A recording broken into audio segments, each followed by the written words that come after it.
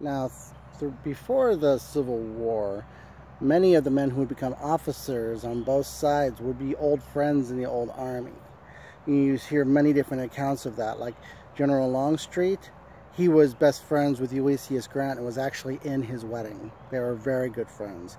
The two army commanders at Gettysburg, General Meade and General Lee, they were friends in the old army. Many situations. The ones we're going to focus on today is the friendship of two officers by the name of Winfield Scott Hancock and Lewis Armistead.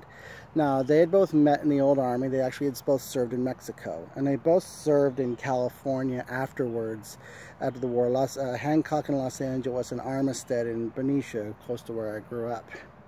And they became the best of friends, almost like brothers.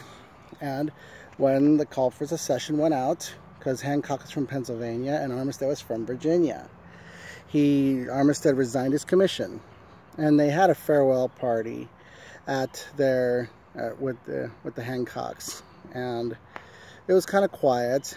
And before parting, they were all saying, take care, I'll see you in hell, things like that, as soldiers would say to each other. And at one point, Armistead got teary-eyed, and he said to Hancock, "If I should ever raise a hand to you, may God strike me dead." And then they parted ways. And what had happened was, at this point in Picketts Charge, Hancock's men his corps rather, was guarding Cemetery Ridge. General Armistead was one of General Picketts' brigade commanders who was making the charge against that hill. And so when they made the charge going forward, most of the Confederates were being massacred in the fire that was happening and the shooting. At one point, it kind of came down to it where Armistead, he saw that the men needed to be rallied. He took his black hat, put on top of his sword, and he just said, "Come with me. Who will come with me?" And the few men who were with him started charging with him to get to the wall. And he actually got to the Union wall during Picketts' Charge, and he actually did climb over the wall, and he's like, "The hill is ours, man." And he put his hands on one of the muzzles of the guns, and he was actually shot as he put his hands on one of the muzzles of the guns. And about 300 of the Confederates actually got over the wall with him.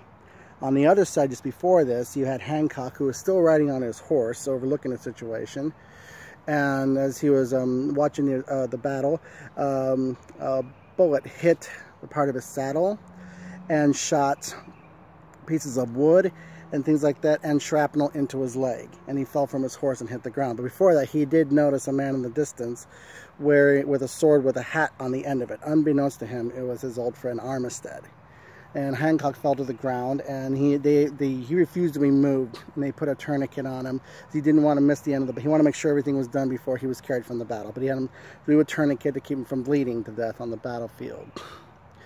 And once the battle had been repulsed, they were looking for they recognized General Armistead as a Confederate officer, and they were talking, and the Union troops were talking to him as he was laying there, and he goes, "I would like to speak to General Hancock. Can you tell me where General Hancock may be found?" And he says the general had been hit, and he began to cry, and he just simply said, "Will you tell General Hancock that General Armistead sends his regrets?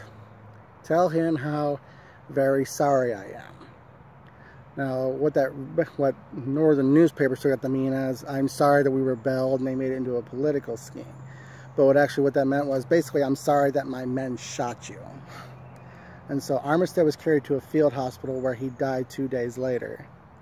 And Hancock would actually go on to survive the war to great glory and actually run against Garfield on the Democratic ticket in 1880. So those are some of the few things that happened with the many friendships that happened during this war. So there you go.